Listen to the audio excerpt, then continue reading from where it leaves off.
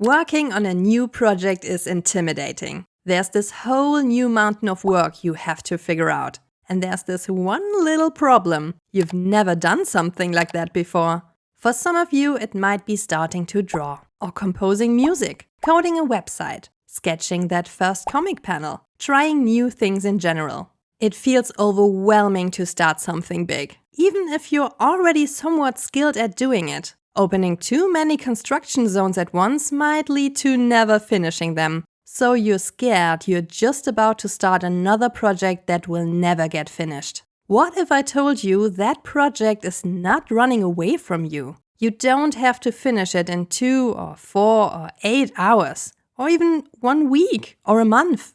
The most important thing is to get going first. To master a skill, you first need to start at all. And starting requires bravery. Your first drawing might not be perfect. Your first track might not be genius. You might not feel like Leonardo da Vinci. That's okay. I certainly didn't feel like a genius when I started drawing many years ago. You might even feel like failing. A lot. The harsh truth is, almost everybody has to put in a lot of hard work to get better, to improve the skills needed for that project. We have to fail to gain insight. It's unrealistic to suddenly one day wake up and poof, everything just works perfectly. You have to put in the hours. And putting in the hours will lead to improvement. And it will also most certainly lead to failure. But that is actually okay and part of the process. Why? I think there are a few reasons. Failing will show you the good, bad, and the ugly.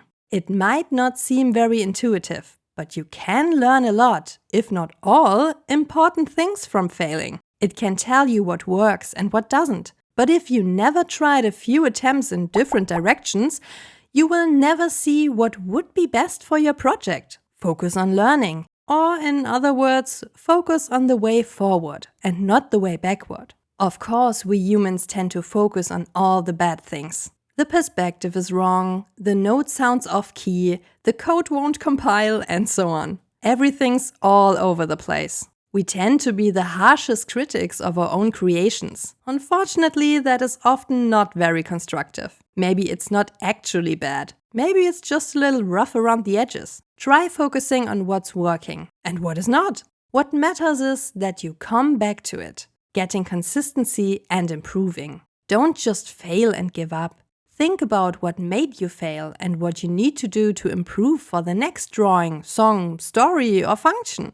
The great thing is, you can always improve later. Each time the edges will become less rough. Also, failing will make you stronger, even if it feels miserable at first. I know, it's not a lot of fun. But if you failed and got up again, it shows that you can actually power through. The next time won't be as bad. At the same time, it's really important to let it go. As I said before, use failing to gain insight, but leave it in the past. You want to look forward, not backward. Don't spend too much time with failures of the past. Anyways, what might feel scary at first will be alright later. You care, and you got stronger. And I know that you can do difficult things. So be kind to yourself and others.